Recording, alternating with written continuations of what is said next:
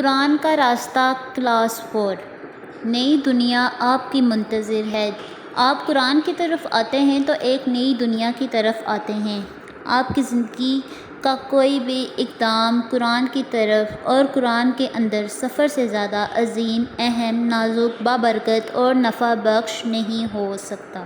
نئی دنیا کی طرف یعنی قرآن کی طرف یہ سفر آپ کو اس کلام کی نہ ختم ہونے والی مسرتوں اور ان بے پایہ خزانوں کے اندر لے جائے گا جو آپ کے خالق و مالک نے آپ کے لیے اور ساری انسانیت کے لیے بھیجے ہیں۔ یہاں آپ کو علم و دانش کے ناقابل بیان خزانوں کا ایک جہاں ملے گا جو زندگی کی شاہراہوں پر آپ کی رہنمائی کرے گا اور آپ کے فکر و عمل کی صحیح صورت گری کرے گا۔ یہاں وہ گہری بصیرت ملے گی جو آپ کو مالا مال کر دے گی اور صحیح راستے پر چلائے گی۔ آپ کو اس سے ایسی روشنی ملے گی جو آپ کی روح کی گہرائیوں کو منور کر دے گی۔ یہاں آپ کو جذبات کی ایسی حرارت ملے گی جو آپ کے دل کو پگھلا دے گی اور آپ کے رخساروں پر آنسو بہنے لگیں گے۔ جب آپ قرآن کو دل سے پڑھیں گے تو آپ کے آنسو بہنے لگیں گے۔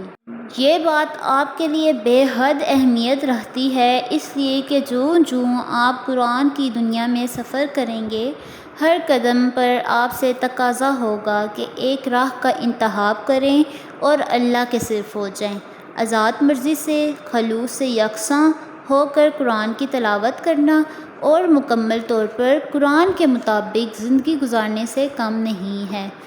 آپ کی پوری زندگی کے نتیجے کا انحصار اس پر ہے کہ آپ خدا کی اس پکار کا کس طرح جواب دیتے ہیں۔